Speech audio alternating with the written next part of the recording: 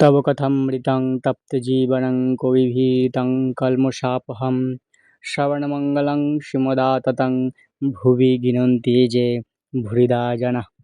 জয় ঠাকুর।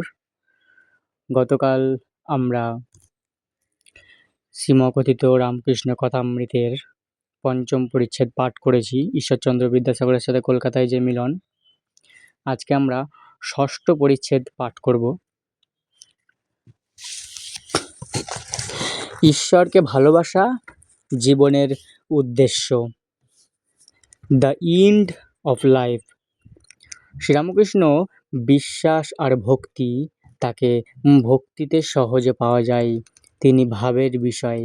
এ কথা বলিতে বলিতে ঠাকুর শ্রীরামকৃষ্ণ আবার গান ধরিলেন। মন কি তত্ত্ব করো তারে, মন কি তত্ত্ব করো তারে, যেন উন্মুক্ত আধার ঘরে, মন কি তত্ত্ব করো তারে।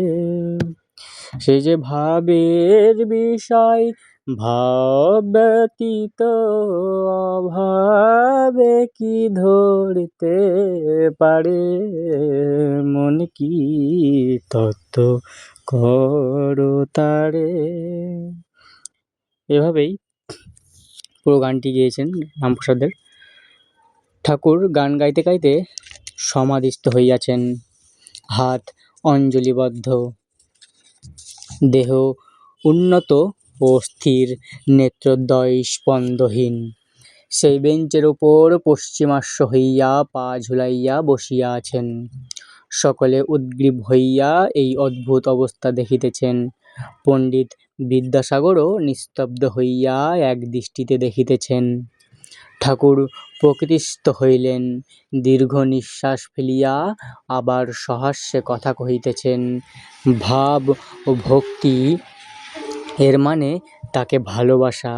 যিনি ব্রহ্ম, তাকেই মা বলে ডাকছে।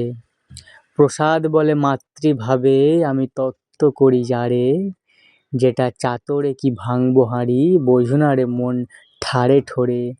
রামপ্রসাদ মনকে বলেছে ঠারে ঠোরে বুঝতে। এই বুঝতে বলছে যে বেদে যাকে ব্রহ্ম বলছে, তাকেই আমি মা বলে ডাকছি। যিনি নির্গুণ তিনি সগুণ, যিনি ব্রহ্ম তিনি শক্তি। যখন নিষ্ক্রিয় বলে বোধ হয়, তখন তাকে ব্রহ্ম বলি। যখন ভাবি সৃষ্টি স্মৃতি প্রলয় করছেন, তখন তাকে আদ্যা শক্তি বলি, কালী বলি। ব্রহ্ম আর শক্তি অভেদ।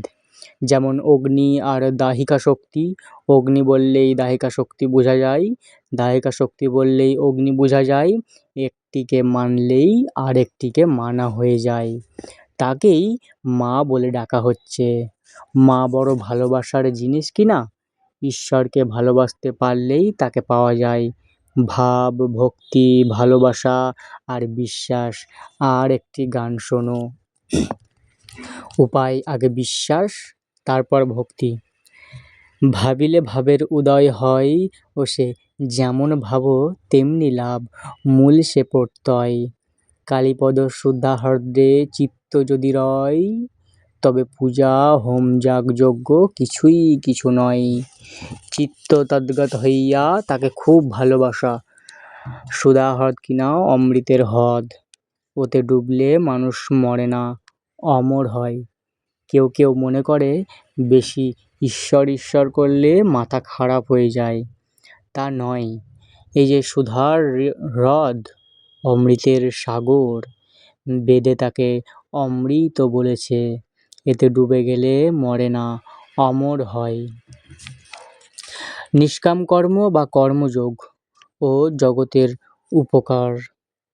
পূজা হোম যাগযজ্ঞ কিছুই কিছু নয়। যদি তার উপর ভালোবাসা আসে, তাহলে আর এসব কর্মের বেশি দরকার নাই। যতক্ষণ হাওয়া পাওয়া যায় না, ততক্ষণই পাখার দরকার। যদি দক্ষিণে হাওয়া আপনি আসে, পাখা রেখে দেওয়া যায়।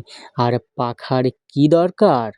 যদি তুমি যেসব কর্ম করছো, এসব সৎকর্ম।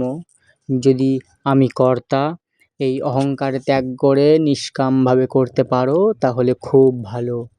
এই নিষ্কাম কর্ম করতে করতে ঈশ্বরেতে ভক্তি ভালোবাসা আসে। এরূপ নিষ্কাম কর্ম করতে করতে ঈশ্বর লাভ হয়। কিন্তু যত তার উপর ভক্তি ভালোবাসা আসবে ততই তোমার কর্ম কমে যাবে। গৃহস্থের বউ পেটে যখন ছেলে হয় শাশুড়ি তার কর্ম কমিয়ে দেয়। যতই মাস বাড়ে শাশুড়ি কর্ম কমায়। 10 মাস হলে আদপে কর্ম করতে দেয় না, পাছে ছেলের কোনো হানি হয়, প্রসবের কোনো ব্যাঘাত হয়। তুমি যেসব কর্ম করছো এতে তোমার নিজের উপকার।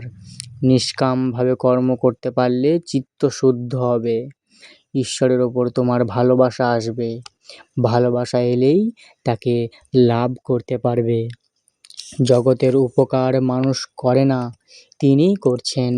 যিনি চন্দ্র সূর্য করেছেন, যিনি মা বাপের স্নেহ, যিনি মহতের ভিতর দয়া, যিনি সাধু ভক্তের ভিতর ভক্তি দিয়েছেন।